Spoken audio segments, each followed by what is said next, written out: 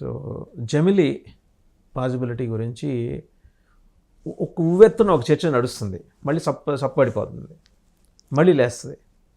If such thing is going to happen, దక్షిణాది ప్రత్యేకించి 2 తెలుగు రాష్ట్రాలు ప్రిపేర్డ్గా ఉన్నాయా? ఆ 2 తెలుగు రాష్ట్రాల్లో ప్రత్యేకించి ఆంధ్రప్రదేశ్ ప్రిపేర్డ్గా ఉందా?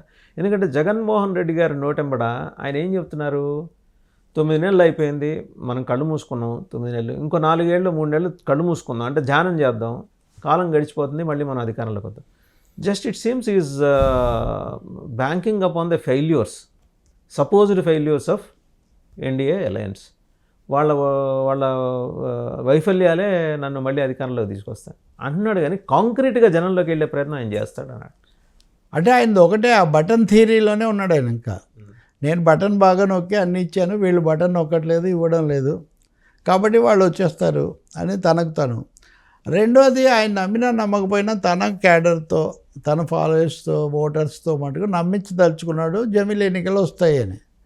నరేంద్ర మోదీ వచ్చి ఇప్పుడు జమిలీ రావని చెప్పినా జగన్మోహన్ రెడ్డి అయితే ఒప్పుకుంటాడని నేను అనుకోవట్లేదు. ఎందుకంటే తొందరగా వస్తాయి ఇదిగో అని గుర్రానికి ముందు మనం ఇది కడతాం కదా కార్టూన్స్లో, అలా ఆయన అవసరార్థం దాన్ని అతిగా నొక్కి చెప్తున్నారు తప్ప జమిలీ దిశలో జమిలీ వచ్చినా 2029లో రావు అని కూడా బీజేపీ వాళ్ళు 1-2 సార్లు చెప్తున్నారు. సందేహాలు చాలా ఉన్నాయి, కానీ ఆఖరికి బీజేపీకి చాలా ఇష్టడుగా రాజ్యసభ సభ్యత్వం పొందిన మాజీ సిజేఐ రంజన్ గొగోయ్ కూడా ఇది కష్టం, దీంట్లో చాలా సమస్యలు ఉన్నాయని మొన్న కూడా ఆయన చెప్పొచ్చాడు.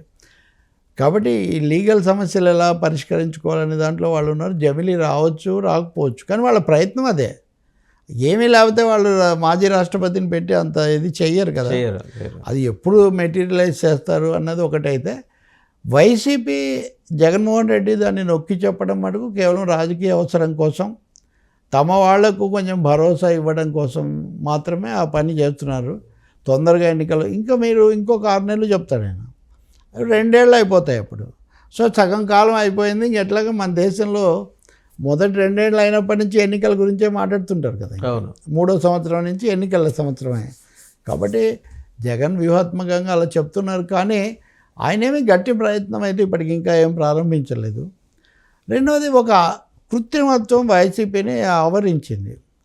అదేంటంటే పెళ్ళికి పోయినా చావుకు పోయినా జగన్ ఎందుకు పోయాడు అన్న విషయాన్ని కూడా చూడకుండా ఆయన వస్తే జనం ఎగబడుతున్నారు, ఆయన కూడా అన్ని చోట్ల అలాగే స్పందిస్తున్నారు. దీన్ని చాలా చెప్పుకుంటూ, సో జగన్ కోసం చాలా విపరీతంగా జనం ఎగబడుతున్నారు. ఈ ప్రభుత్వం మీద అప్పుడే వ్యతిరేకత పూర్తి తారాస్థాయికి చేరింది. అంటే వాళ్ళకు ఒక సిద్ధాంతం తయారు చేసుకొని దాన్ని అదే పనిగా చెప్పుకుంటూ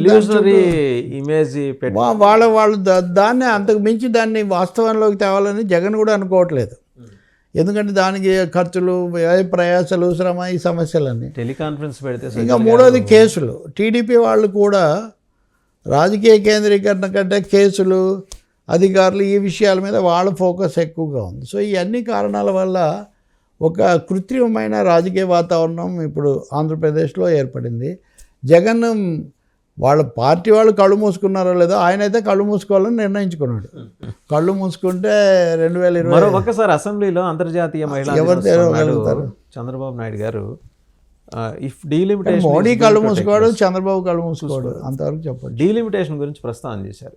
పునర్విభజన, నియోజకవర్గాల పునర్విభజన జరిగితే 75 సీట్లు మహిళలకు వస్తాయి.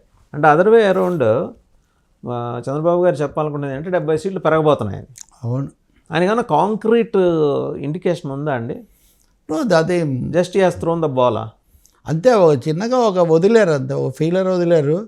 రెండోది వాళ్ళని ఇది జగన్ జమిలీ ఎన్నికలు అన్నట్టే చంద్రబాబు నాయుడు 75 స్థానాలు పెరుగుతాయని. పాలకులు మారుతారు కానీ ఎత్తుగడలు ఏం పెద్దగా మారవు. రోల్స్ మారుతాయి, డైలాగ్స్ హీరోస్ మారుతారు కానీ డైలాగ్స్ అవే కదా. ఎవరైనా కానీ అంత చూస్తా ఇది ఏదో చెప్తుంటారు కదా, అలాంటిదే తప్ప ఇంకోటి కాదు. ఇంకోటి 75 సీట్లు పెరగడమే నిజమైతే రేవంత్ రెడ్డి కూడా ఇక్కడ చెప్తాడు, లేకపోతే పక్క రాష్ట్రం ఆయన కూడా ఎవ్వరూ ఇంతవరకు ఎక్కడ చెప్పలేదు.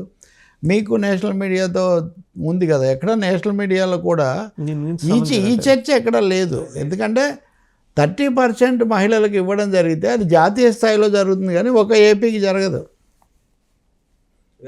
అది నేషనల్ పాలసీ, అది it's not AP specific policy. కాబట్టి పార్లమెంట్లో రాకుండా ఆంధ్రప్రదేశ్ అసెంబ్లీలో వచ్చే ఛాన్సే ఎంత మాత్రం లేదు. అయితే చంద్రబాబు ఎందుకు అన్నాడు మహిళల సీట్లు కదా, మహిళలకే కదా అంటే దాంట్లో ఉన్న రహస్య అంతరార్థం ఏమంటే మహిళల సీట్లు కూడా రొటేషన్ మీద ఉండాలని ఉంది. 80 సీట్లు పెరిగినప్పుడు ఈ 80 పలానవి నేను ఇచ్చాను అనుకో ఈసారి, నెక్స్ట్ టైం కూడా ఈ 80 ఉండవు. స్థానిక ఎన్నికల్లో ఏ విధంగా ఏ జెడ్పీ ఏ కార్పొరేషన్ మహిళలకు అని చూసినట్టు ఇవి కూడా మారుతాయి. కాబట్టి ఆయన వాళ్ళ పార్టీ నాయకులను కొంచెం ఆశ పెట్టదలుచుకున్నాడు.